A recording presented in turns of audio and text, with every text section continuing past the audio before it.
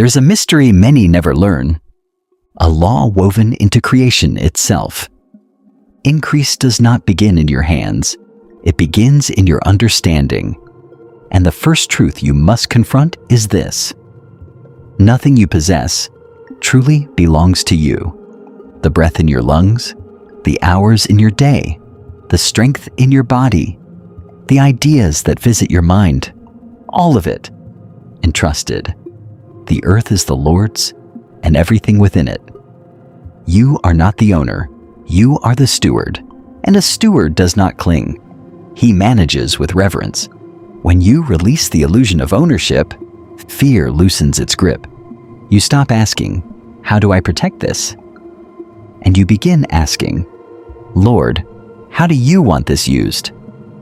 That question opens the door to multiplication, because heaven does not multiply what is gripped in fear. It multiplies what is surrendered in trust.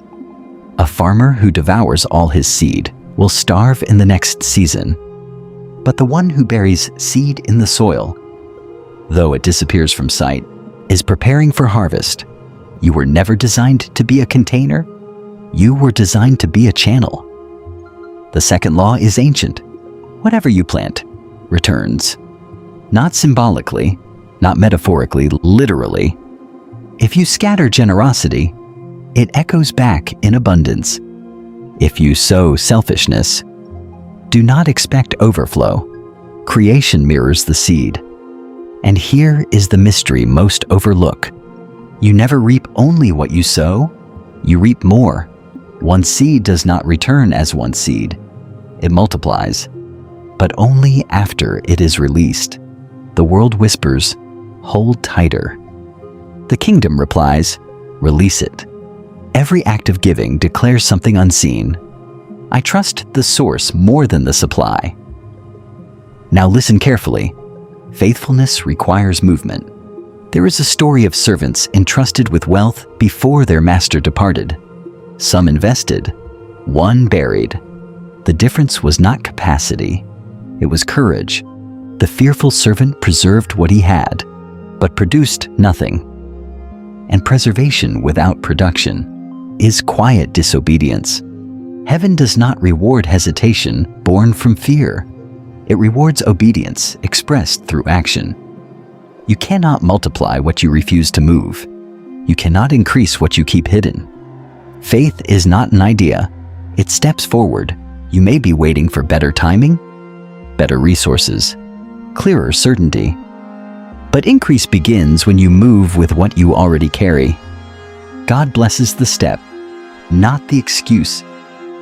There was once a widow, empty cupboards, mounting debt, desperation pressing against her door.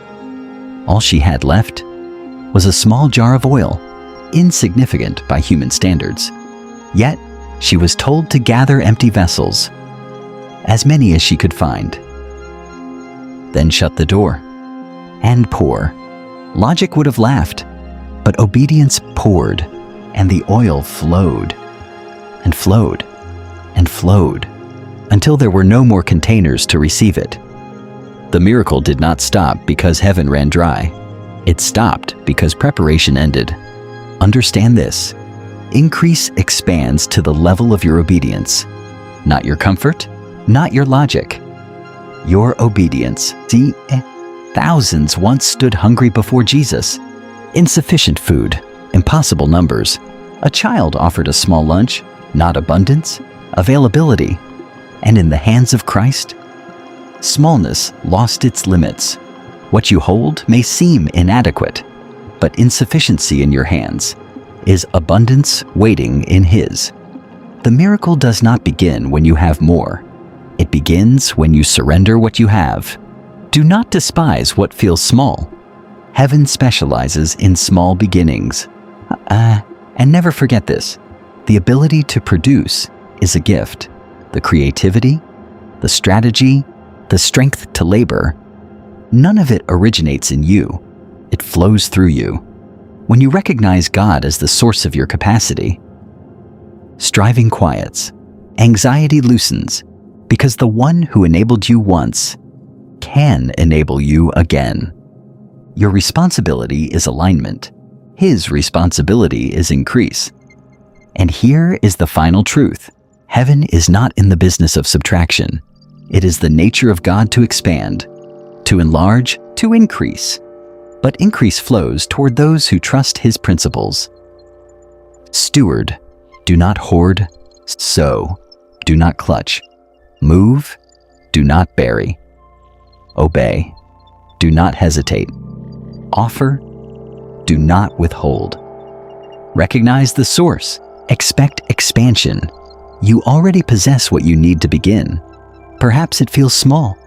Perhaps it feels fragile. But in the hands of God, small becomes sufficient. Sufficient becomes abundance. Abundance becomes overflow.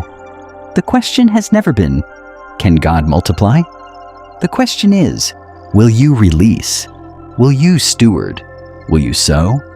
Will you step forward while fear whispers to stay still?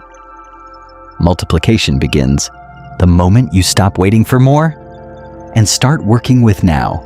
Take what rests in your hand, offer it upward, walk in obedience, and watch heaven respond. Because when you align with divine law, scarcity does not speak last, increase does. And that is the way of the kingdom.